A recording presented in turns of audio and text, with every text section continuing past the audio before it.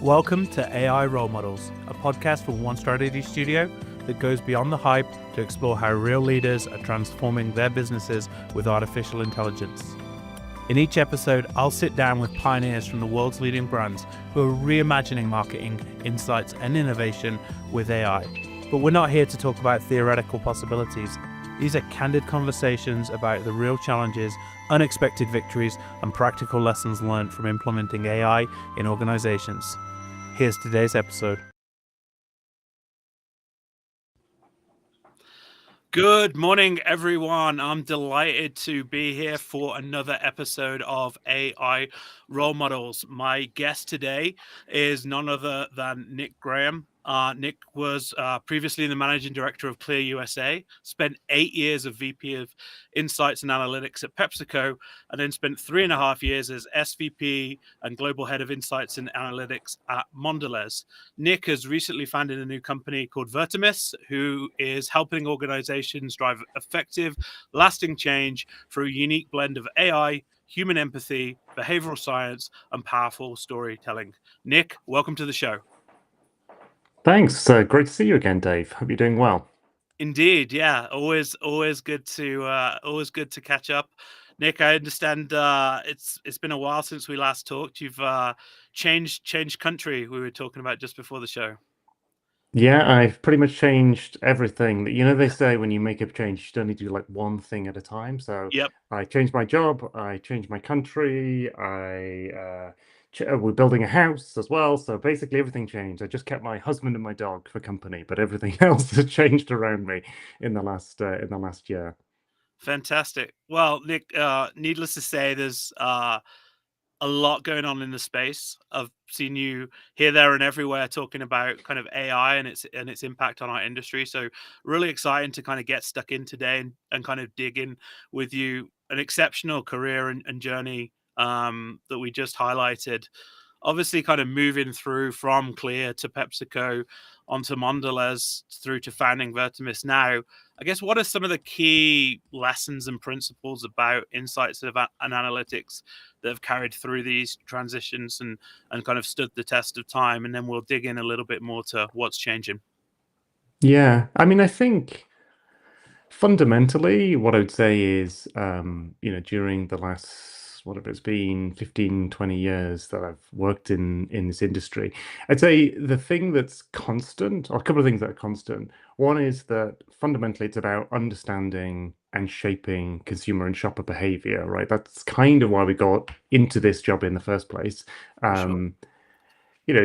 Fundamentally, that's what gets me up in the morning, is really understanding what is it that drives behavior today, and what do you need to do to influence and shape that in whatever direction that you need to do in future.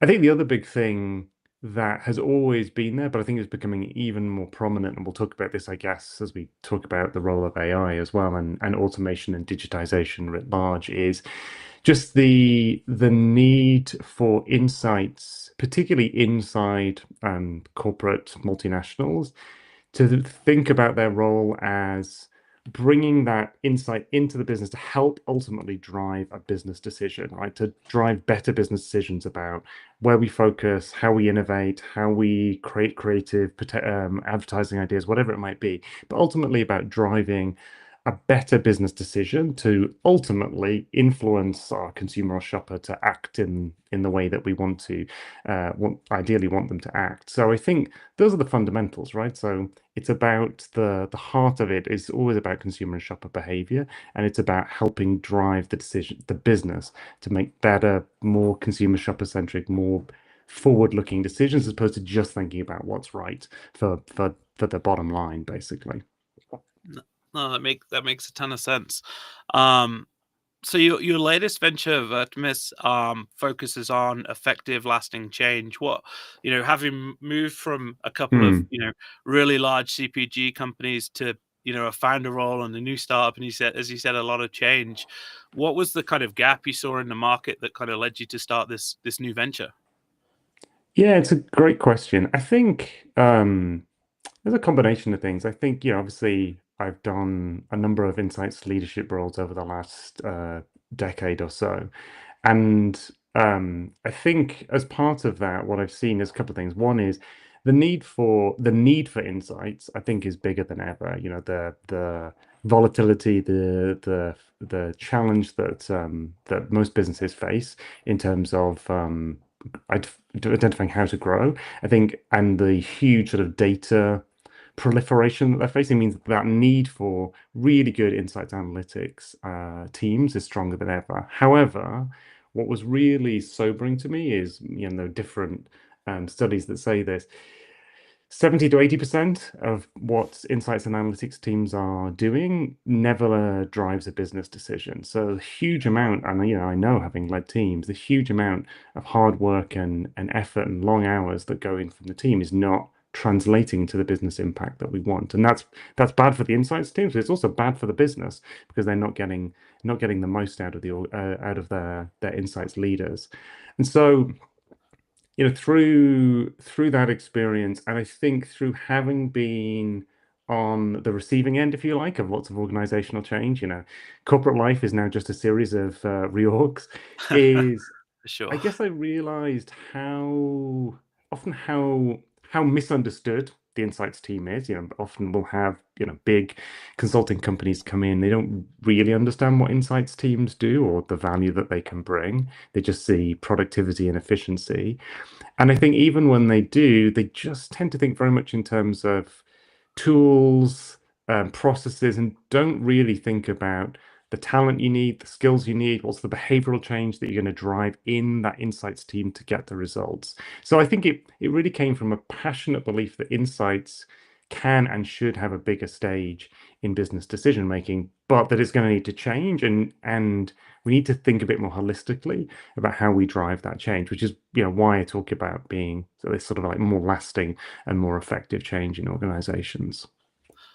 That makes a ton of sense. I mean, how do you feel in terms of kind of shaping that and moving the needle from that 78 to 80% of kind of insights not being used, in terms of building those insights teams of the future? How are those Hmm. skills evolving, and what does the insights professional kind of need to be working on in this day and age of, so much change so fast? Yeah. Yeah, no, exactly. Well, I think there's a couple of things in that. One is, and I guess we'll talk a lot about this today, is embracing technology and digitization in Yep. its broadest sense, particularly AI, right? But not just AI and not just Gen AI, but all forms of artificial intelligence. The reality is that most insights teams are not getting much bigger. In fact, in many cases, they're under headcount pressure. So first of all, we need to be smart about thinking about how we use our time most effectively. And the reality I know is, 40, 50% of most insights teams' time is taken up with lower value add work. And I don't mean that to diminish it, because I know it's really important work, but it's hard graft work, and it takes up huge amounts of time and energy, collecting data, cleaning data, putting it into dashboards, like digging through reports to find insights, just finding information in the first place. So this huge amount of human capital Yep. is somewhat wasted today because it's being stuck in very sort of manual day-to-day work, which again isn't great for businesses, but isn't great for the teams because it's not the most rewarding work, and it's not where we need their insight superpowers. So I think a big part of it is how we free up more capacity within our insights teams. But then if we're going to free up that capacity, the other piece is where do we redirect that time and that energy? And if you think about the sort of the journey or the journey of insights, we spend a lot of our time today in the middle of the curve, right? In the doing of the research and the doing of the Sure. Yeah. analysis, pulling it all together and creating the report and creating the opportunity spaces or whatever it might be. But where we need to be spending more time, I think, in future, if we can free up that time in the middle, is on the either end of the bell curve, if you like, which Yep. is the brief, like what's the real business problem, and is this thing that I'm about to do, is this really going to solve this business problem, or is there another way that we should be solving for this? I mean, can we just even use existing information that we have? And then the other part of it, if you're on the other end of the bell curve, how do we land this into action in the organization? So from going from being spending the vast majority of our time in the middle of that bell curve and being sort of proud of being experts, research Yep. analytics practitioners. I think we need to rethink about ourselves. If we can free up some of that time and capacity, thinking of ourselves much more as insights-led business decision makers, which means spending much more time on the front and the end and on really understanding how to drive better, more insightful business decisions. So I think the shift is from us being researchers and analysts to and being sort of the mechanics of the team to Yep. being right there at the decision-making table. And that requires not only that capacity, but it requires a different set of capabilities, right? A different set of leadership skills. It requires us to sort of think and act like business leaders, not like insights people, if you like. I think that's a great point, and I think a lot of the founding principles for One Strategy have come out of that same insight of, how do we free up more time for our human Mhm. capital? How does AI enable people to spend more time on that strategic, critical thinking, adding value to the business, rather than, as you say, kind of bogged down in the work and the doing of the middle of that bell curve. So yeah, absolutely fascinating. So Nick, obviously, the way everyone talks about AI, you'd think it's only been around for 12, 18 months. And obviously Right. ChatGPT's kind of release was, back in November 2023 was like, I guess, a big kind of breakthrough where AI became mainstream. Everybody was talking about it. You can't scroll a LinkedIn post without seeing AI mentioned 974 times every day. Right. But thinking back to kind of the evolution of AI, and I'm sure you were kind of experimenting with this kind of early Yeah. in your time at Mondelez, and obviously it's been a lot more applied to data and analytics previously, and now we're seeing it kind of move into more creativity and strategy work. But would love to hear a little bit about kind of some of the early days of kind of embracing AI during your time at Yeah. Mondelez, and what kind of types of challenges you found AI was really great at handling. Yeah, I'd say, I mean, and it's funny you said that because you're 100% right. And it's funny, I have to, had to educate people. Sometimes, some of our team, our leadership team, sometimes about, once Gen AI kind of came out and sort of reset the conversation, there's this huge discussion about it that we've been using, not just Mondelez, but as an industry, we've been using AI for decades, right? I mean, Yep. this isn't new to us. Traditional machine learning, artificial intelligence, modeling, etc., is not new to us. We've used it for, as say, for generations at least a generation to optimize pricing, predict trends, spot patterns in particularly big structured or semi-structured data sets. Um, and I would say for I mean, there were lots of uses, and this is one of the things that's funny now, just trying to explain to people, oh no, that is AI, that's AI, that's been using AI this whole time. I would Yep. say I think a lot of what we were using it for was kind of crudely put, sort of pattern recognition, Yep. trend identification.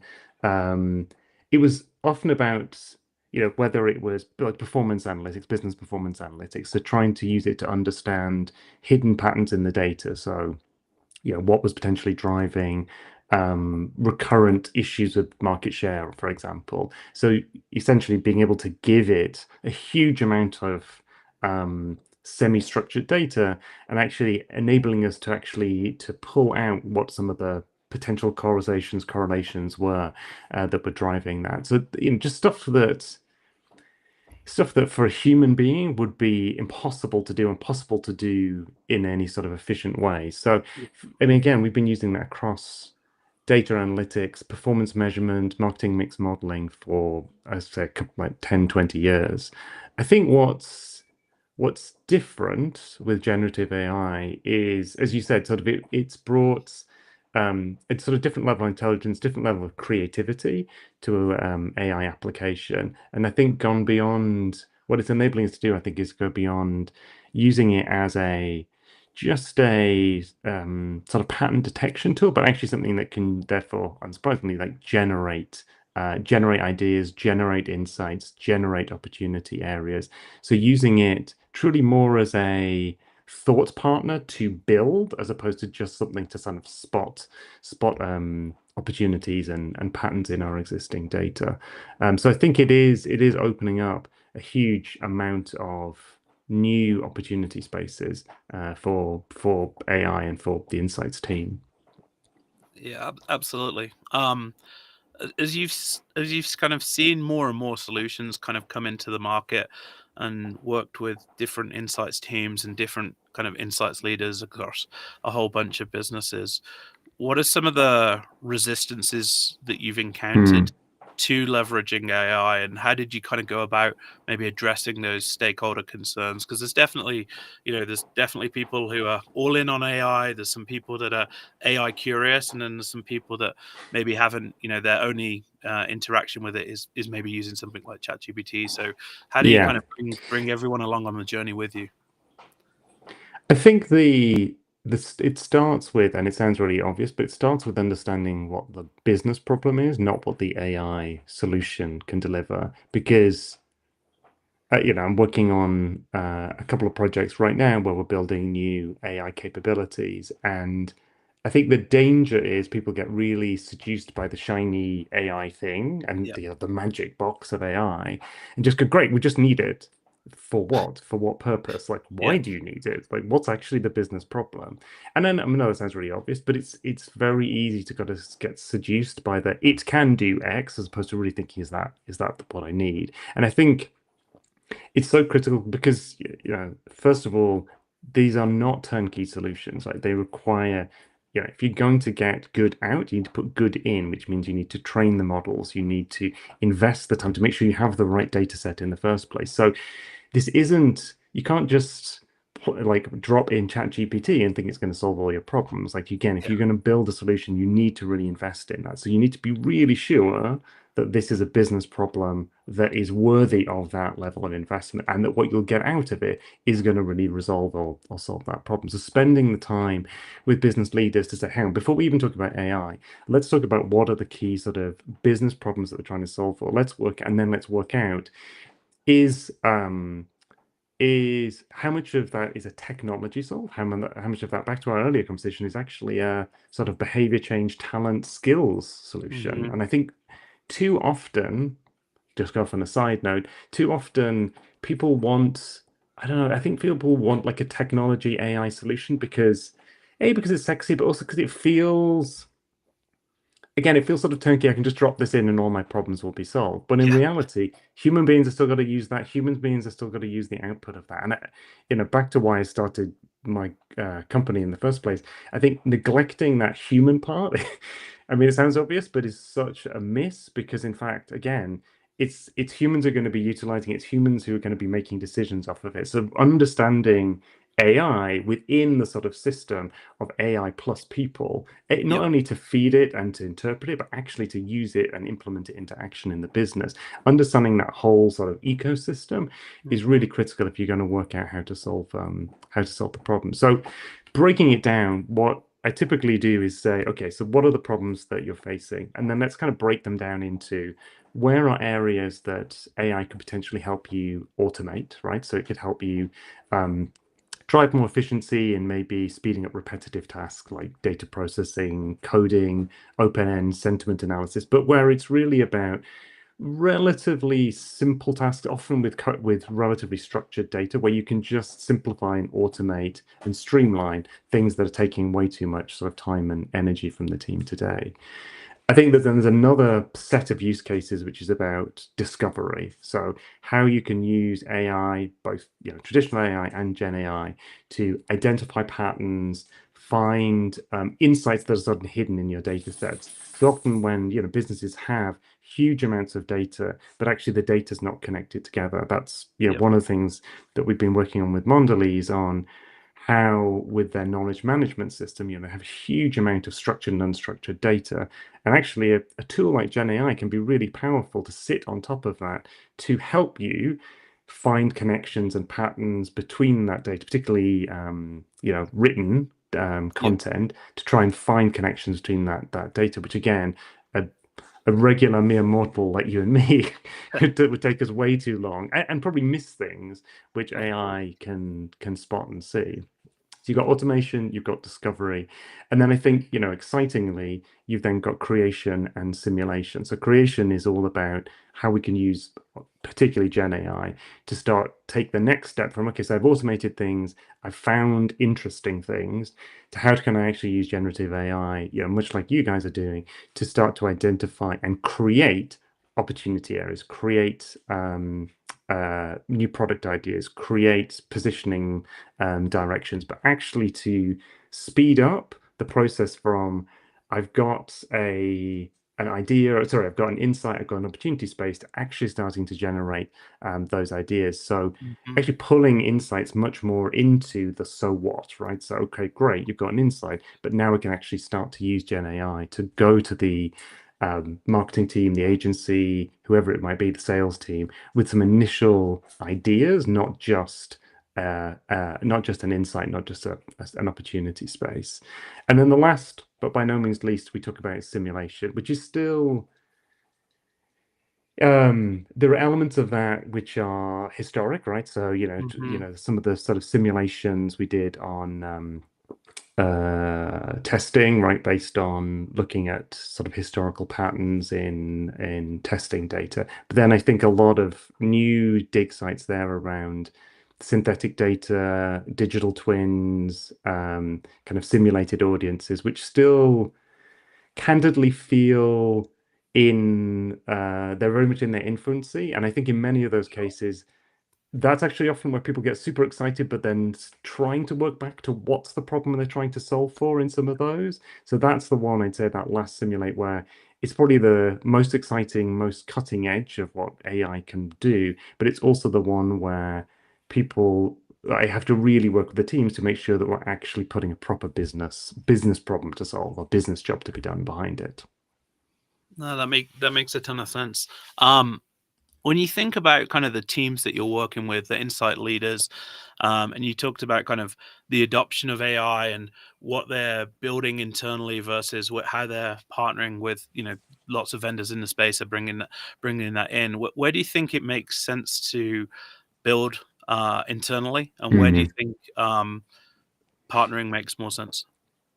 Yeah, it's a good question. And I think particularly right now, there's a lot of push from particularly big corporates to build it internally.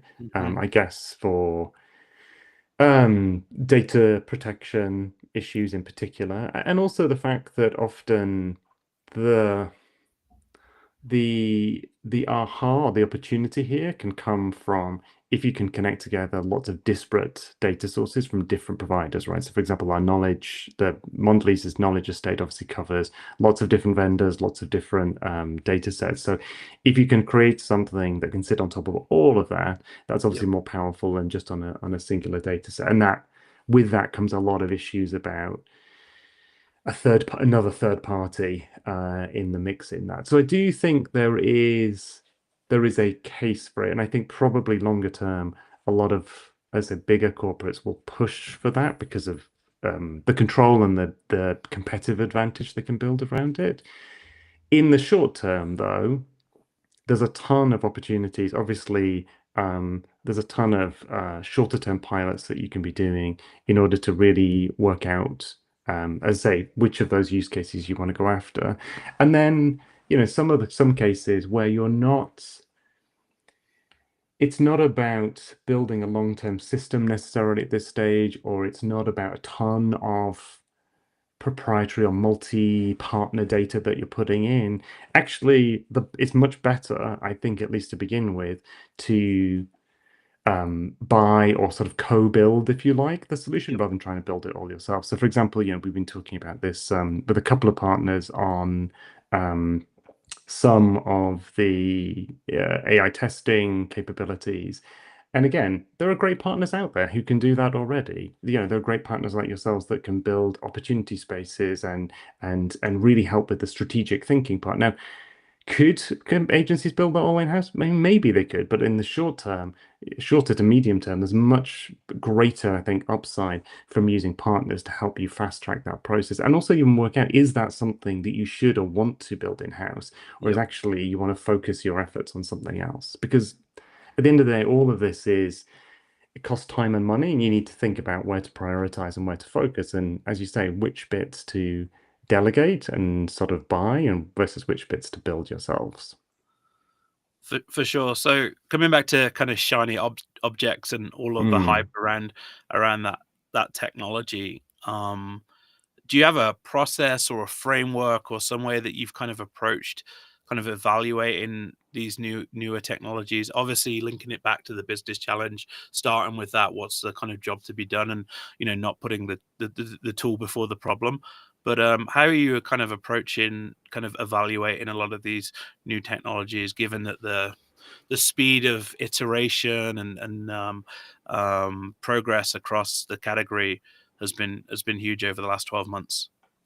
Yeah, absolutely. So I think it kind of comes down to three stages, if you like. The first stage is to determine what it goes back to what I said. What do you want AI to do? What's the business problem that you're trying to solve for? Because and is AI, first of all, what type of AI is the right solution? So we start with that sort of four-step sort of structure, which is automate, discover, create, and simulate. So you basically look within that to say, like, what problem or problems am I trying to solve for? What could be the right solution? And again, to what extent is AI, even as part of that, to what extent is AI the solution?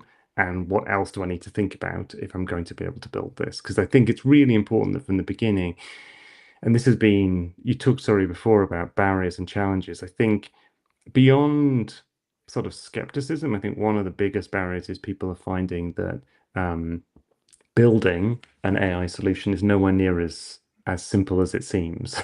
Yeah. It requires a huge amount. I mean, there's a project I'm working on at the moment, and I think the team are realizing just how much effort is involved in just even collecting and structuring all of the data that needs to be fed in to train the model in the first place, and the amount of energy that needs to go into training the model. So before we start embarking on building a solution, first of all, you need to be really sure, as I said, that it's the right problem, and then we need to think through, if we're going to say, for automation, it's something you want to automate, we need to be really clear. What are the data sources? Are they connected at the moment? So really sort of interrogating the business case first before you start going and building. The second stage is a simple prioritization exercise to understand essentially impact versus feasibility within that. So once we've bottomed out, like, what is it you're trying to solve for? What's the job to be done? What's required to make this happen? Then it's a simple case of trying to work out, or a relatively simple case of trying to work out what's the relative value and feasibility of all of those different use cases so we can prioritize our efforts. And as part of that, one of the things that becomes quite obvious quite quickly is where you have, let's say, high value, low feasibility. Mhm. Question in those sometimes becomes, which brings me to my third point, is, do you basically sort of build, buy, co-build slash borrow your solution? So starting to think through at that stage is based on the complexity of what you're building, the value of it, what's the right model for you to adopt in order to be able to move forward? And again, do you move to scale versus pilot? So trying to think through it in that stage of, like, what's the role that you want AI to play, or what job do you want it to do? How do you evaluate how feasible and how big an impact it's going to make? Because that will help you define your priority and your investment strategy. And then last but by no means least, then the how is, and then taking that into account, what's the right way forward in terms of whether you build it internally or with a partner, and where should you be trying to go for scale quickly versus where should you be looking to do, which in many cases probably is the right solution, more of a small scale pilot to kind of really test and learn before you try and scale it kind of more broadly. Yeah, that makes a lot of sense. I think there's a lot of people that are kind of, adding AI into existing systems to, provide enhancements or improvements to speed. But I think one of the things that we've really tried to stay focused on is just the reinvention of that agency model within an Hmm. AI world. And I think kind of you're starting to see this being talked about more, this kind of agentic approach, whether it's, agents or, automation. And there's obviously a difference between the two, and how much kind of control and they have over processes. I just think there's some really interesting opportunities coming to not just kind of make what we have better, but to kind of completely rethink, Reimagine it. yeah, Yeah. reimagine in this world, which is, sometimes can be a scary place, but the breakthroughs and the opportunities that it brings to businesses, and to solve those challenges. And completely agree. I think there's definitely a mix of pulling those things together and building when you've got proprietary data in multiple silo places. Obviously, that's something that Yeah. many companies are going to want to keep control of. And then other things where it makes sense because someone's really leaned in and focused on solving a really specific pain point. Right, right. When it's a really, and that's it, as we sort of go through that process, when you've got a really discrete data set and quite discrete problem to solve or set of problems to solve, actually, in many cases, a small scale pilot with a partner is often the right solution, because actually you shouldn't be going and building a whole internal solution, sort of scaled solution for something like that, and probably isn't the best use of time. But to your point, it's usually more, and that's why you can't have many of those. There's usually a couple of cases where you're trying to build things, particularly around things like um, knowledge estate, business performance, Mm-hmm. or sort of performance and analytics, where actually you tend to have the greatest amount of, or greatest complexity of data sources, and actually where there is potentially some value in creating, and you need more of a system approach, because you're not just changing an element of a process. Back to your point about sort of more of an end-to-end workflow, there's a whole workflow that this needs to fit into, and potentially, to your point, a whole workflow that this could reimagine. One of the things that we were looking at as we were looking at business performance, because that's, in many sort of corporate insights roles, that takes up a huge amount of people's time, is how do you completely reimagine that whole process with an agentic AI approach, as opposed to thinking about, I'm gonna, potentially you just try and think about how I can use AI in this bit of it, but actually maybe you rethink the whole end-to-end workflow as well. So actually either fully agent run, or more of a, agent partner who's Yep, partnering through you through the entire workflow. Now that to me, you probably need to think, you may still need a partner to help you with that, but you need to think about that as a big sort of organizational systemic change, as opposed to little pilot that you might still run a little pilot over here to understand a part of it, but you're going to need to think about that as a much bigger sort of business organizational change. for sure. Nick, I know one of your kind of key passions is around kind of behavioral science and storytelling. What have you seen in terms of kind of the role of AI, and kind of blending human empathy and behavioral science, and how kind of AI can complement behavioral science to kind of create more effective change? Yeah, I think some of the most exciting things that I've seen have been some of the great work that people are doing to train AI agents on, or LLMs on being behavioral scientists, right? So, Mm-hmm. one of the one of the great pieces I saw recently was somebody building essentially a network of agents with qualitative researchers and trained LLM like agent behavioral scientists and semiotician, but really building a network so that the dream we always had is that you can actually be able to efficiently tap into, at least at a first point, a real network of experts and specialists that can help you think beyond just the research, but think, holistically about how to solve this problem from multiple angles. So to me, there's something really exciting in the sort of specialism and the specialist expertise, and that the access to that some of the AI solutions are starting to bring to bear. And so again, to me, this is what I get really excited about with AI, is when it's not just about efficiency, because Yep. I feel like it often gets reduced to, Yep. it's quicker, it's cheaper, when Yeah. actually, I think what I get more excited about is, sure, and that it helps you spot things that you can't spot. It helps you get access or bring in insight, knowledge, expertise that you wouldn't be easily be able to do without AI. That it helps you simulate and predict things that, again, you might not be able to see might not be able to see otherwise. So that to me is why it gets really excited. So that's kind of one part of it, which is I think where AI can actually integrate some of that expertise. What I've seen it start to do is sort of quite early days. I think in some of, at least what I've seen, is being able to bring that sort of expertise in has meant that it's challenged teams to think differently about about what they're dealing with, and actually Yep. think about it more as, bring in that sort of behavioral science thinking to help them think through, actually, if I want to drive the change in consumer behavior, I need to think about like what's gonna make this a repeat behavior? How am I actually going to drive that? What's the reward system that I'm going to put in place? And so I think it's helping in a very accessible way to start to bring in some of the stuff that's been around us all as researchers all this time, but we haven't been able to sort of find a way to fully integrate it into the way that we operate. So that's one really exciting thing.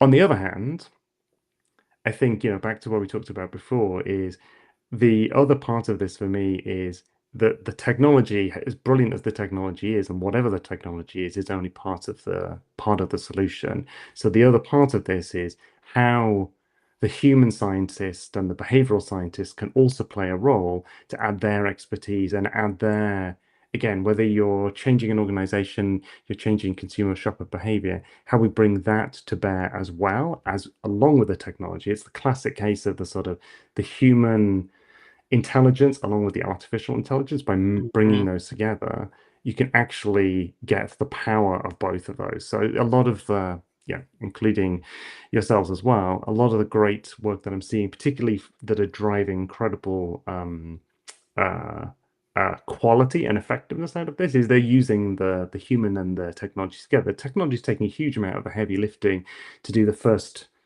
iterations of something, but it's actually the human that's coming in to layer on top of that to say, well, this is what this means. This is my expertise on how we're going to land this into action. So I think it's actually about bringing those two together that I think will be the key, potentially at least in the short term, to really unlocking the power of what AI and what the technology can bring. No, I couldn't agree more on on that point. The combination of the human expert strategists as well as these powerful models and the access to data and automation is the real breakthrough. So switching gears a little bit, Mm. obviously you've held insights leadership roles for a long time. You're working with now teams and insights leaders across the industry. Um, and I'm sure they're coming to you for advice and support on kind of the changing role of the insights leader and how that's kind of evolving. How in terms of kind of that leadership level, um, how are you seeing that evolve given the changes we're seeing in the industry? We've talked a bit about the bell curve and removing a lot of the work, but Yeah. from a pure leadership level, what's the impact there? Yeah, I think it's a great question. I think what I'm seeing is, I think particularly at the leadership level, a recognition that AI will dramatically change the way that we work as an insights industry. I mean, not just on the client side, but on the agency side, all of us, right? I mean, it's change work fundamentally. But I think many insights leaders are starting to recognize that. And I think it's starting to bring a lot of questions then about a couple of things. One is, then what, in a world where a lot of, let's say, 70%, 60% maybe of what we actually spend our day, or our teams spend their time doing day to day. Let's imagine that 67% or 70% of that is in somewhat automated or augmented by artificial intelligence, or delegated to artificial intelligence or augmented by it.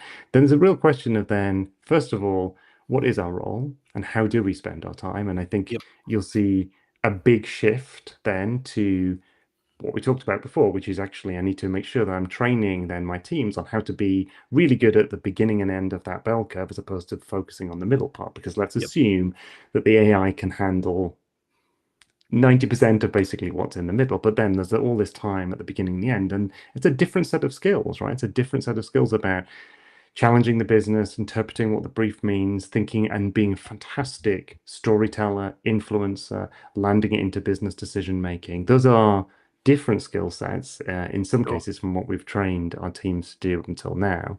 And, so that's kind of one vector. I think the other vector is recognizing that that shift is also going to mean that we're going to have to think about how do we equip our teams to be able to be good partners with AI, right? So again, not just blindly delegating, but actually understanding how to train, understanding how to prompt, understanding how to interpret and use what AI is giving them. So, and I think increasingly, what we'll discover is we may need two very different skill sets within our Hmm. teams. We'll need more of a business influencer, for want of a better word, and more of a sort of technical expert Yep.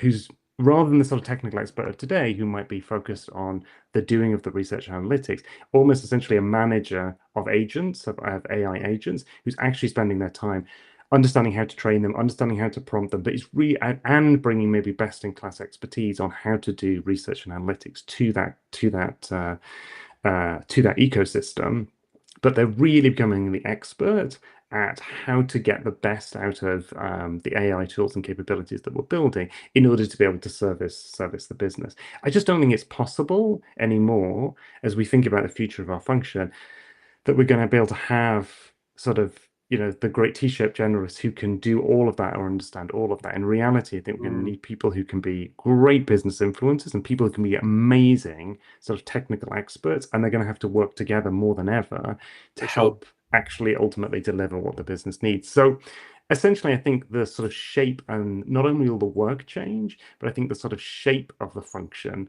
is going to change because we're going to need people who are even more sort of technical experts in one respect and people who are even more sort of business influencers in the other. Absolutely. I'm curious how you would advise people. Obviously, there's so much changing, so many shiny objects, lots of different resources to kind of learn from. It can be Hmm. definitely overwhelming at times. Even for someone like myself, I'm sure you're kind of deeply embedded, as you said, kind of you spend all your time talking about this, focused on it right now. Are there any resources you've come across, podcasts, books, content? How are you kind of quietening the noise and understanding what's really gonna it's just yeah, there's such as you say, the hype cycle is real. There's a lot of shiny Yeah. objects. You can be pulled in so many different directions. What have you done to kind of really kind of focus in your learning and knowledge acquisition as a mix of kind of the theoretical as well as that practical Yeah. and hands-on with stuff?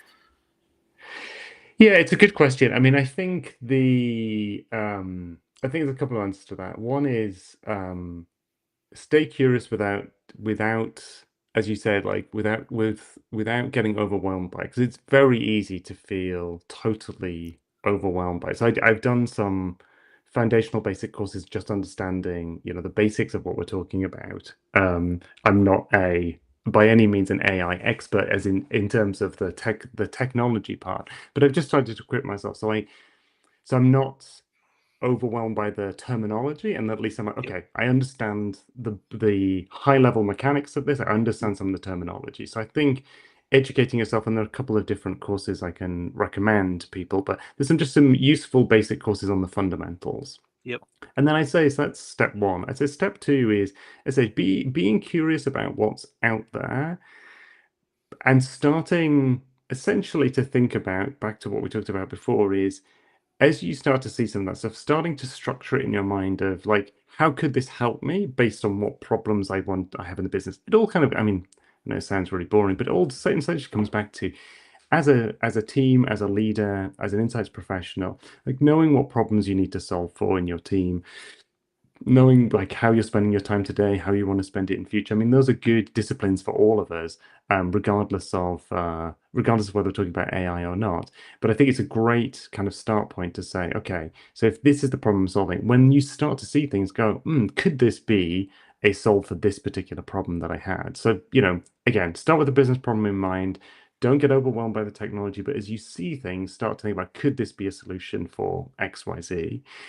And then I think across a lot of what I'm seeing is Don't think I need to swallow the elephant all in one go, right? Back to our Yeah. point about there'll be a couple of huge transformational projects potentially that you need to undertake, but a lot of it, I would say, start with pilot it, prove it, and then Yep. think about whether you can scale it. So again, if it fits a business problem and if you think there's long-term value in it because it solves a business problem and you think that it is feasible to potentially scale, doesn't mean you can, but it's feasible to potentially scale and you understand what might be involved. Again, you don't need to know everything, but you just need to know enough to go, this is at least worth, because what you don't want to do is pilot something and it's never really going to go anywhere because you never can Hmm. scale it. So just Yep. starting to understand, like, is it theoretically feasible? And then pilot it, try it out, prove that that it has impact, and then you can start to work out how to scale those things. But again, don't try and bite off too many things at once. Great advice. Nick, this has been fantastic as expected. Just nugget after nugget of great insight and kind of thought provoking stuff for people to be thinking about. As we kind of wrap this up, I would love to just get your perspective on how you see the relationship between brands, agencies, technology players in the space kind of evolving over the next couple of years. Yeah, I think it will be a journey, I think, for all of us, honestly, because I think we're all still trying to work out what I think we have an idea of what the future might look like, but how we Hmm. all play our roles in that could Yeah. look quite different from how it looks today. So I will say it'll look different. I'm not quite sure, honestly, what it's going to look like in reality. I think back to our conversation towards the beginning, I think there'll be some things that agencies might do today, whether creative agencies, strategy agencies, research agencies, that clients may say, look, I need to do that in-house because I need to control this data, protect this data, connect this data, whatever it might be.